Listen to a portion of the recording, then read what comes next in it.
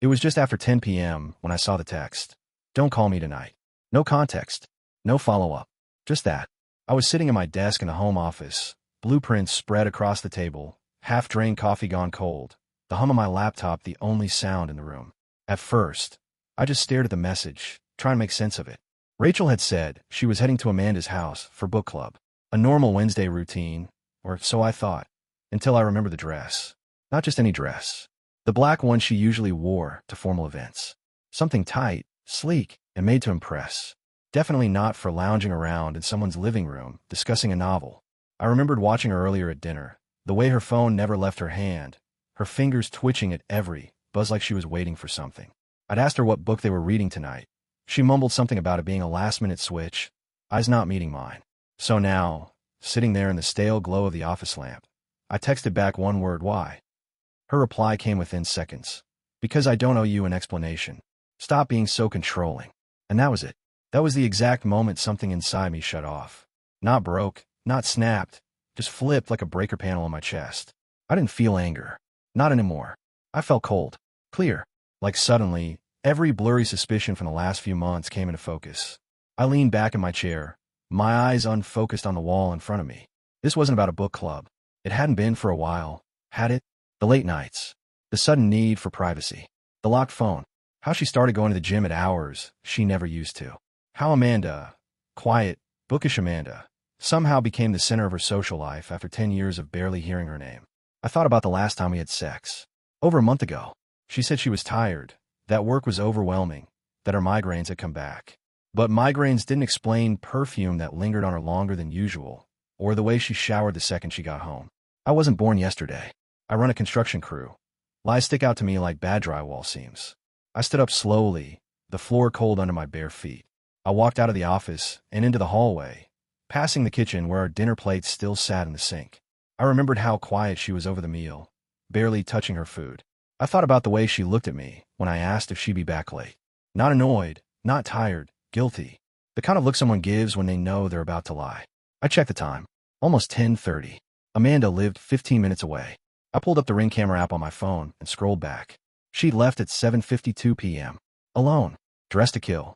She'd said she'd be back by 10, but there was no ping from the driveway yet. No motion alerts. No nothing. I opened the Find My app. She'd shared her location with me a long time ago. Said it was for emergencies. I hadn't checked in months. Now I stared at the blinking blue. She wasn't at Amanda's. She was across town, a residential neighborhood I didn't recognize. I zoomed in. 2416, Wyndham Oaks Lane. Definitely not Amanda's. I stared at the address for a long moment, heart pounding not with rage, but with resolve. There it was. Proof. No more guessing. No more gaslighting myself, trying to rationalize her coldness or distance. I wasn't going to call her. I wasn't going to argue through text. I wasn't going to drive over there and make a scene. That's not who I am. But I wasn't going to sit back and let her spin this into something it wasn't, either. I'd spent too long ignoring the signs, making excuses for her, and now the truth was right in front of me, laid bare in a single dismissive message and a blinking blue dot on a map. I turned off the office light, closed the door quietly behind me, and I started making a list in my head, not of revenge, but of things that were about to change. You're right. You're not my property. And I'm not your husband anymore. Don't come home. That was the message I sent. No hesitation. No edits. No anger even. Just the truth, finally spoken without fear or second-guessing. I watched the bubbles appear on the screen for a few seconds, saw she was typing something, but I locked my phone and set it down face down on the desk. Whatever she had to say no longer mattered. That thread, that tie between us, was cut clean. I turned back to my computer and opened a folder I'd hoped I'd never need. One I'd named plainly, almost coldly. Evidence. I created it quietly, back in August, the first time I noticed a bank withdrawal I hadn't made. A $600 cash, pulled from an ATM in a part of town we never went to. When I asked Rachel about it, she said it was for a surprise birthday gift. For my cousin. In October. That didn't make sense. But I nodded and said okay. That's when I started saving things. I pulled up the spreadsheet first. Every charge I hadn't recognized. Restaurant names I knew we'd never visited together. Upscale places with $200 tabs. Always one drink, one appetizer, two entrees. Always around 8 p.m., always on nights when she claimed to be out with Amanda or working late. There were half a dozen charges to a hotel in downtown Raleigh, not even a chain, Some boutique place I'd never heard of until I Googled it and saw the sweet prices. She hadn't paid in cash. She'd used our joint card. Bold, even arrogant. I had a folder of screenshots too. Text previews from her phone that I'd seen accidentally. Or maybe not so accidentally. Little messages from someone saved as L, but the tone, the timing, it wasn't a woman. Things like, last night was amazing, and wish I could see you again before the weekend. I never opened them. Never invaded her privacy outright. But I saw enough. Enough to know what they were. Who they were from. Then there were the gym records. She told me she was going to a Pilates studio off Glenwood. She even carried a mat in the back seat of her car. But when I called the place in September pretending to be a new member asking about their schedules, they said they'd never heard of her. Not in their system. Not on their books. I checked again 2 weeks later. Still nothing. She'd never once been there. I even started logging the nights she was out with Amanda. Every date. Every hour she left and returned. The times didn't match up. Sometimes she'd leave the house before 7 and come home after midnight. Once, I saw a Lyft charge on our account, even though she had her car. I called the Lyft service and asked where the pickup was. Downtown, just a few blocks from that same hotel. The return trip was never logged, probably paid in cash. I had all of it, neatly arranged, time-stamped, cross-referenced. Not because I was obsessed or paranoid, but because I needed to be sure. I couldn't walk away from 16 years of marriage on a feeling. I needed facts, proof that I wasn't losing my mind. And now I had it. That night, as the house sat silent and she played out whatever story she was living across town, I made the decision I'd been too afraid to face. It was over. I wasn't going to confront her. I wasn't going to ask for explanations or apologies. I didn't need closure from someone who had already closed the door and walked through it without looking back. The message I sent wasn't a threat or a bluff. It was the end, quiet final. I sat there for a long time after sending it, staring at the folders, the tabs, the little pieces of my life I'd gathered to defend my sanity. And for the first time in months, I didn't feel confused.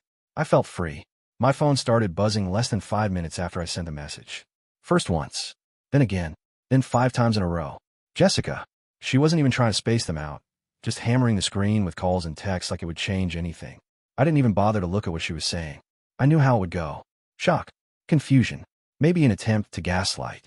Maybe a few tears typed out in a rush. I silenced the notifications, dropped the phone onto the desk again, and went back to the screen. I opened another folder, one I hadn't looked at in weeks, partly because it made me sick to my stomach every time I did.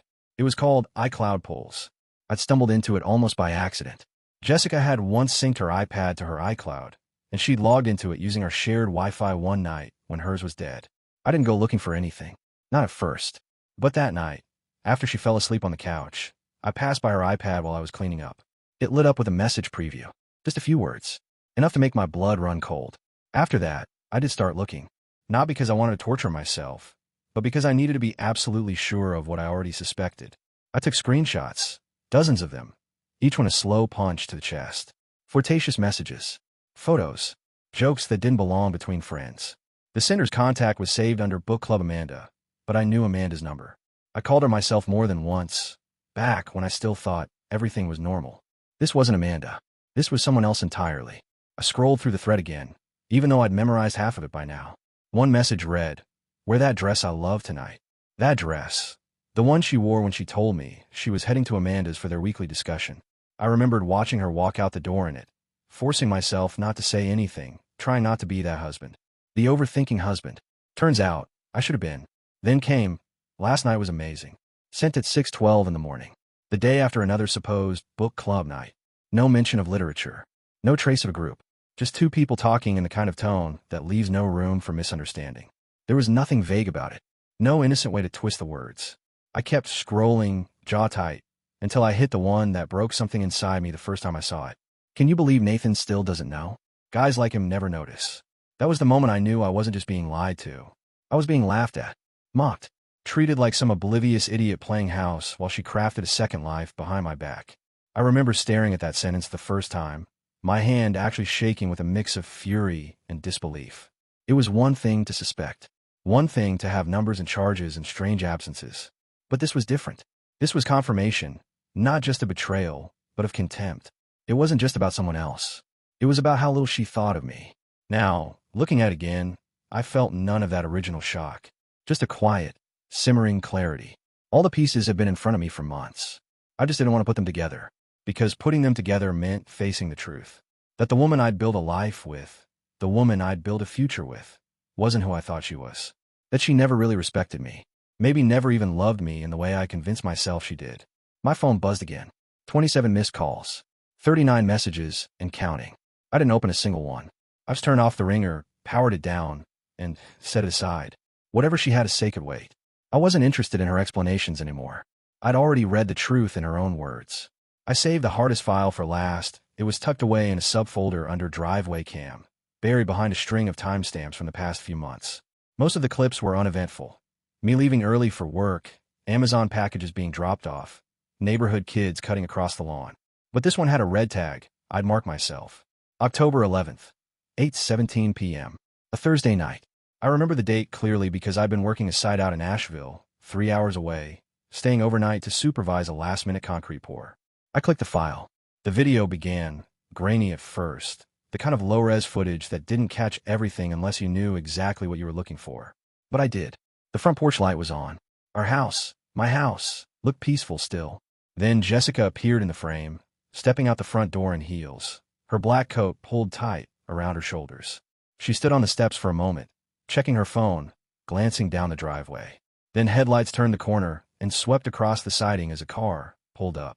It was a black Lexus sedan. New. Shiny. Not a car I recognized. It idled for a second before the driver stepped out. Tall guy. Clean cut. Late 30s, maybe early 40s.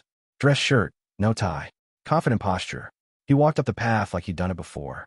And then, right there in my driveway, Jessica stepped forward and kissed him. Not a casual kiss. Not a polite peck. This was slow. Familiar. The kind of kiss you give someone you crave. She held the back of his neck. He touched her waist like it was second nature. It lasted maybe 5-6 seconds, but I felt every one of them like a punch to the chest. She laughed when they pulled apart. He whispered something. She tucked her hair behind her ear in that flirty way I used to think was for me. Then they both got in his car and drove off.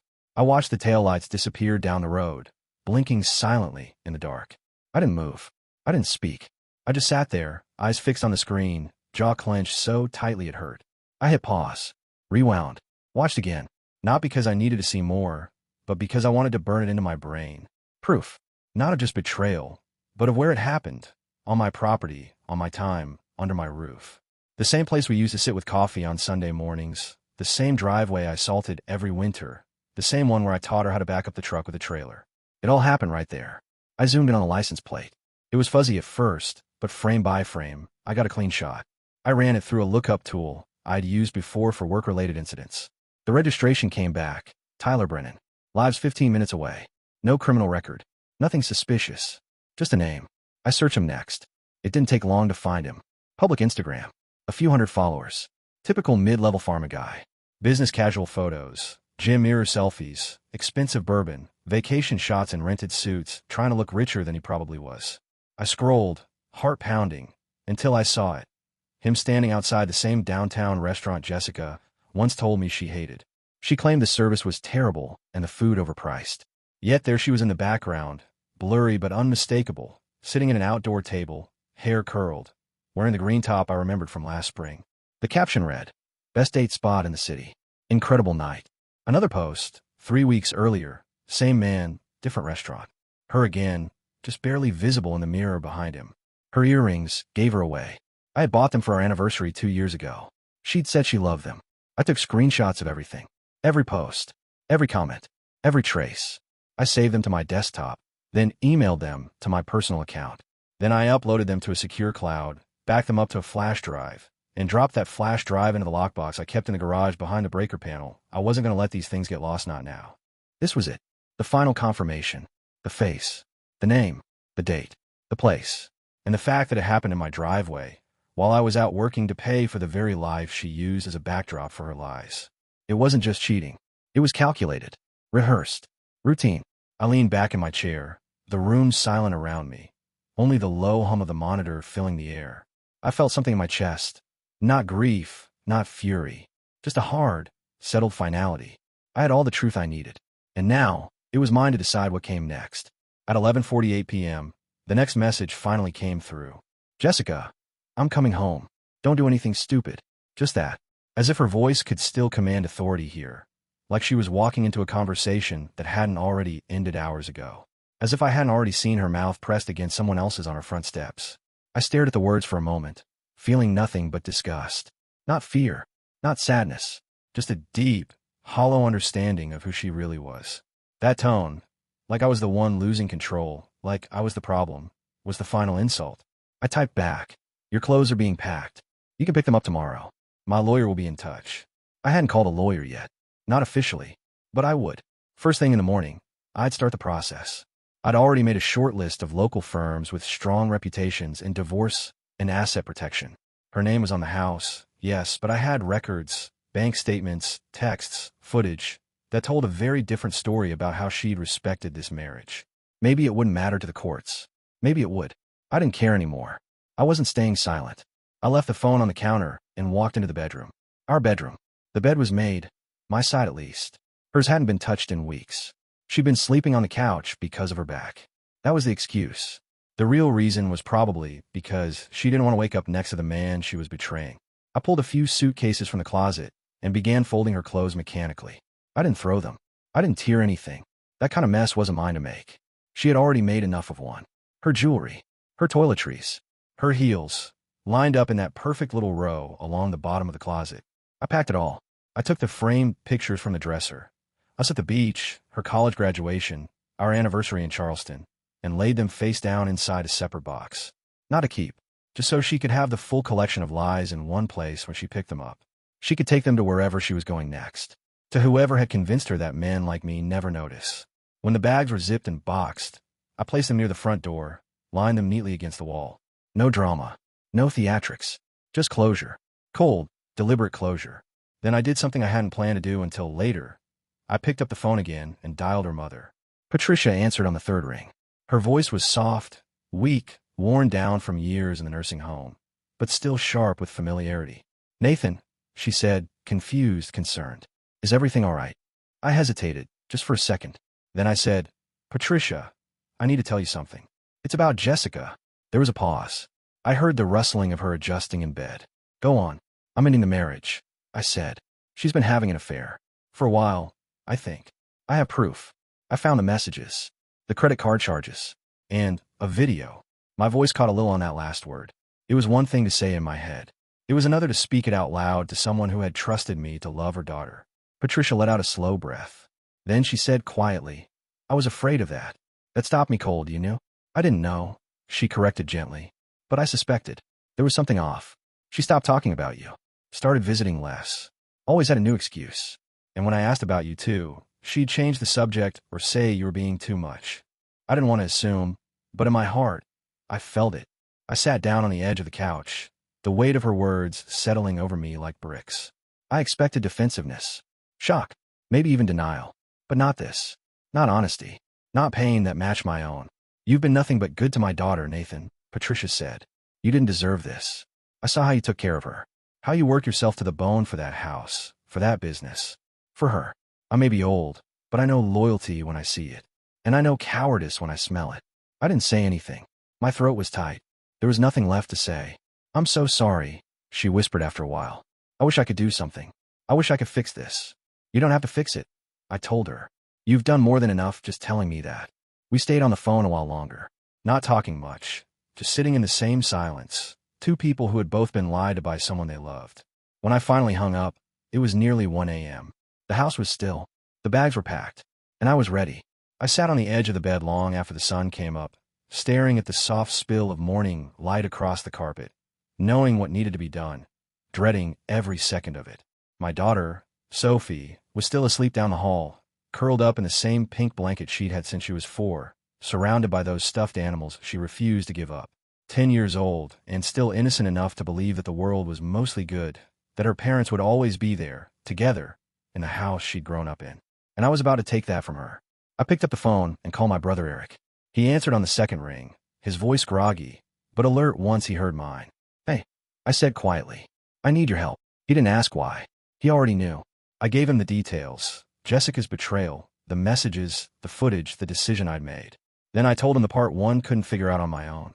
How to tell Sophie. Eric's a family therapist. He spent years helping kids deal with separation, grief, emotional trauma. But none of that made it easier for me to imagine looking my daughter in the eyes and breaking her world in two. Still, I knew I couldn't do it alone. "I'll come over," he said. "We'll do it together. But Nathan, you need to be steady. No blame. No details. Just truth. Gentle, simple, and honest. She deserves that."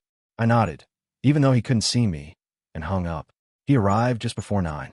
I met him at the door, my hands already shaking. I hadn't slept. I'd been up all night, pacing the hallway, packing Jessica's things, rehearsing sentences in my head and discarding them one by one. Nothing felt right. Nothing ever would. Sophie came into the kitchen 10 minutes later, rubbing her eyes, her hair tangled, wearing the oversized t-shirt she'd gotten from that camp last summer. She smiled when she saw Eric. "Uncle E." He gave her a warm hug, and I watched the innocence on her face, that unfiltered trust, and felt my chest ache. I waited until she finished her cereal, until she was fully awake, and the morning light felt less harsh. Then I asked if she could sit with me for a minute in the living room. Just me, her, and Eric. The second I said it, I saw her eyes narrow. Kids know. Even when we think we're hiding everything perfectly, they feel it. She curled into the corner of the couch, hugging a pillow to her chest, glancing between us. I took a deep breath.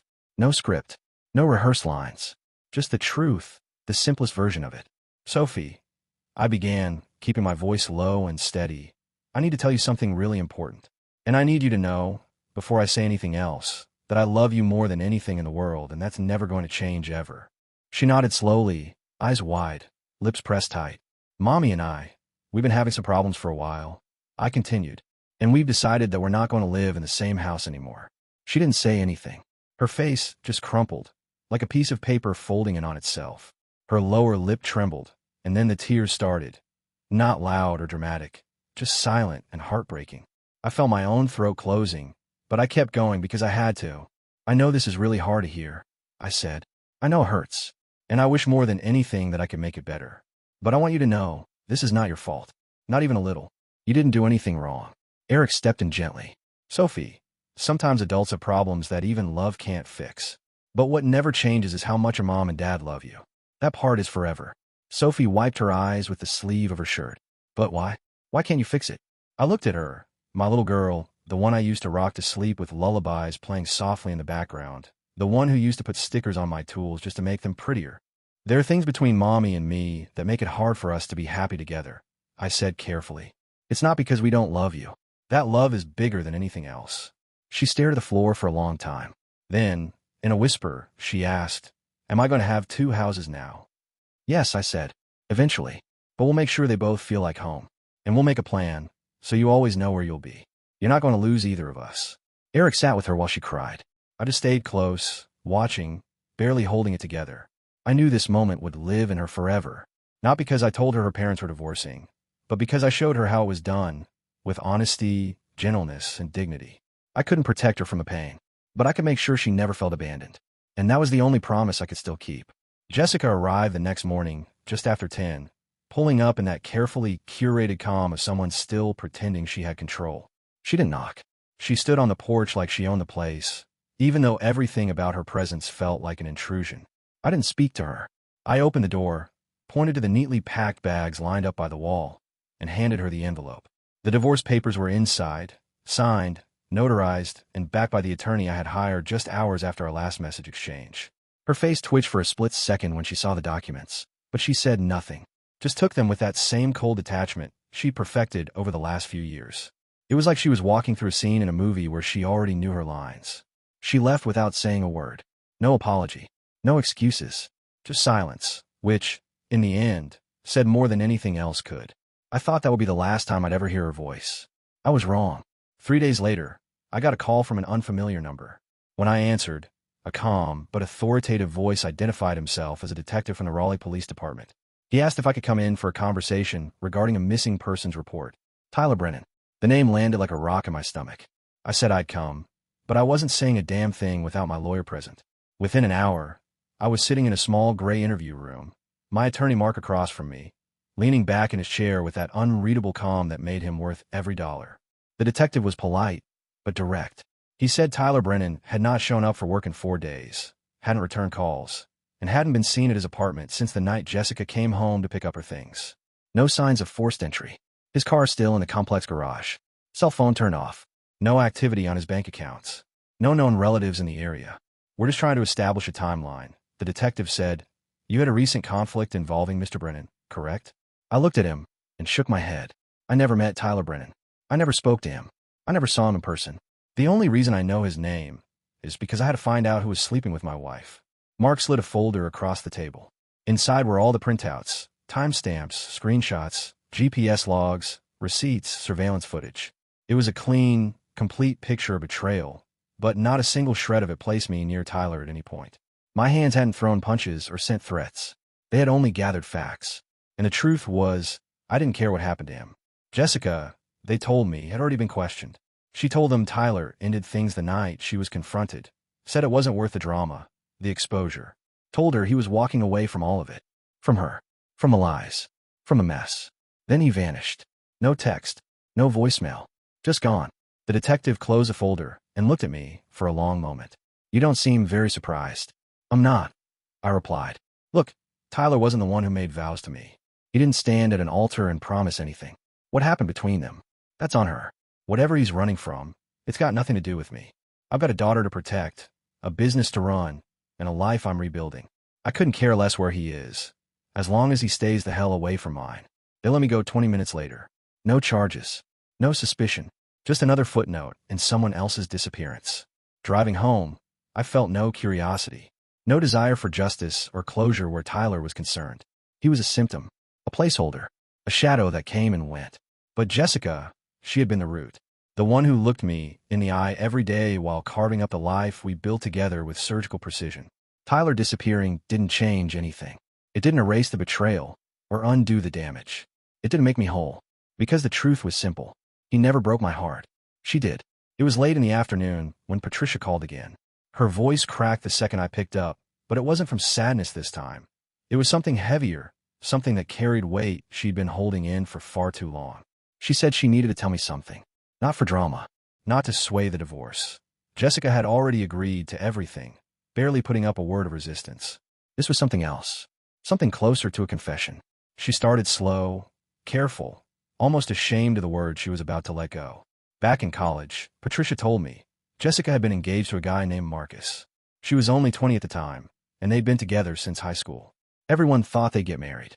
Marcus was quiet, kind, studying to be a physical therapist. Patricia said he used to bring Jessica flowers once a week, little ones, from the floors near campus. It was a relationship that looked picture-perfect from the outside, just like mine had, until it unraveled.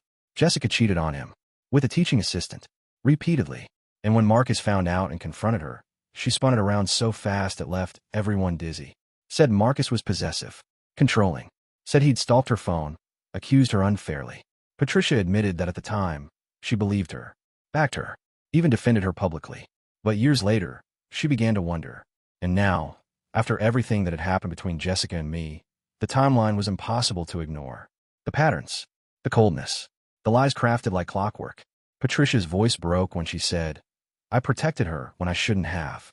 I let her learn that she could lie and still be loved. That's on me." I didn't say much.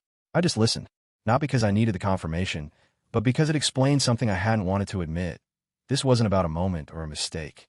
It was a pattern, a truth Jessica had been carrying long before I ever met her.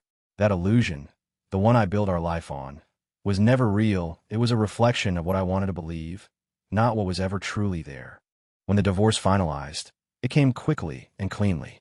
Jessica didn't contest it. No drawn-out battle. No courtroom drama. She signed what she was given and stayed silent. I got full custody of Sophie. The house remained mine. My business stayed intact. It was over in weeks, not months. She didn't fight because she had no ground to stand on, and I think, deep down, she knew it. A year later, life looks different. Quieter. Better. Sophie and I have built something steady between us, something real. She's learning that stability doesn't always come from two parents under one roof. It comes from honesty, from presence, from knowing the people around you mean what they say.